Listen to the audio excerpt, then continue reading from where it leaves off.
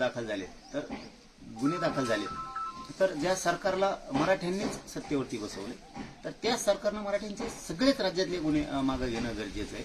कारण मराठ्यांची नाराजी ही भाजप सरकारने कधीच अंगावर घेऊ नये, ही चूक त्यांनी करू नये अशी आमची त्यांच्याकडे मागणी आहे. एकदा जर मराठा समाज नाराज होऊन दुरावला ना तर पहिल्यासारखं पुन्हा तुमचं म्हणजे ते वाळवंटासारखे दिवस तुमच्यावरती मराठी 100% आणू शकते.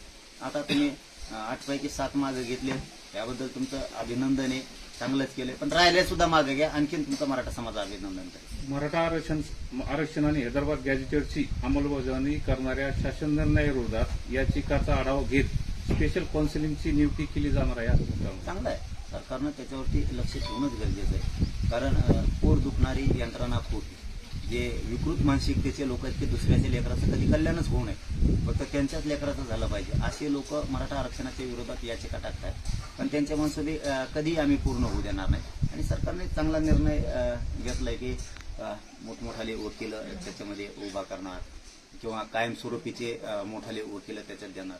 तर हा निर्णय त्यांनी घेतलाय तो चांगलाच निर्णय. आणि उपसमितीने आणि मुख्यमंत्र्यांनी तरी पण त्या याचिकावरती मराठा आरक्षणाच्या विषयात आलेल्या याचिका आणि लढाईच्या बाबतची भूमिका ही कायम सकारात्मक ठेवून लक्ष मात्र बारकाईनं ठेवलं पाहिजे. मोठमोठाले वकील कायमस्वरूपीचे त्यासाठी देऊन ती जबाबदारी मात्र सरकारचीच.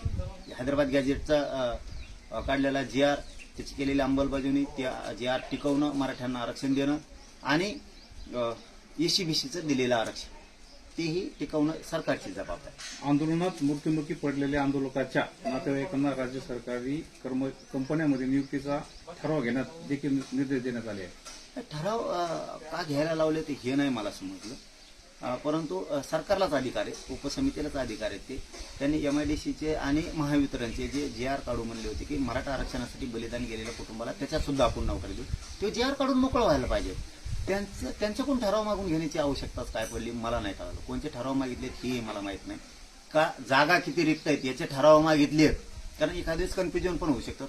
तसं केलं असेल तर ती चांगली गोष्ट आहे की जागा किती आहे, एकूण राज्यभरात आपल्या MIDCत किती आहे, महावितरणमध्ये किती आहे, याचा जर ठराव त्यांनी मागितला असला द्या म्हणून तर ते ठीक आहे. परंतु त्यांना ठराव करायला लावायचं काही संबंध नाहीये.